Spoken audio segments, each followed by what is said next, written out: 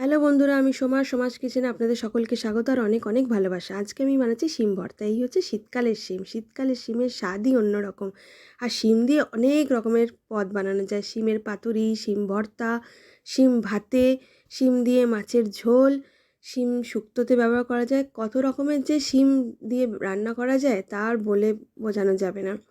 আর শীতকালে তো কত রকমেরই আরও কত রকম সবজি পাওয়া যায়। ফুলকপি, বাঁধাকপি, পেঁয়াজকলি, মূলো, গাজর, বিনস, শিম, কমলালেবু। শীতকাল এমনই একটা কাল, খেয়েও শান্তি, ঘুরেও শান্তি।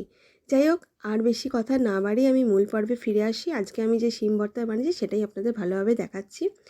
শিমটাকে আমি ভালোভাবে ছাড়িয়ে নিয়েছি, শিমের গা থেকে সুতো আর দানাগুলো বের করে নিয়েছি। শিমের মধ্যে আমি একটু মোচা দিয়েছি। শিম আর মোচাটাকে ভালোভাবে ধুয়ে কেটে নুন হলুদ দিয়ে প্রেসার করে সেদ্ধ করে নিয়েছি। সেদ্ধ করার পর জল ঝরিয়ে নিয়েছি।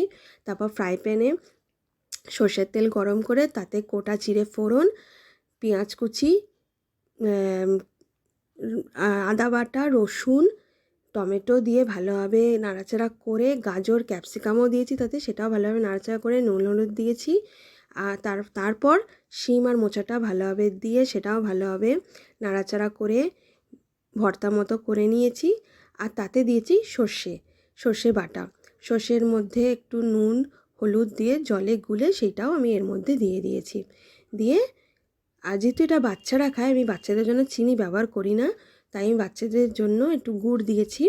আর নামানোর আগে ঘি দিয়ে নামিয়ে নিয়েছি। কেমন হয়েছে আপনারা কমেন্টসে জানাবেন। ভিডিওটা ভালো লাগলে লাইক করবেন, কমেন্টস করবেন, সাবস্ক্রাইব করবেন, আমার পাশে থাকবেন, আমাকে সাপোর্ট করবেন আর আমাকে অনেক অনেক ভালোবাসা দেবেন। আপনাদের সকলকে অনেক অনেক ভালোবাসা। আপনারা সকলে ভালো থাকবেন, সুস্থ থাকবেন। আবার পরে আসবো অন্য কোনো রান্নার রেসিপি নিয়ে।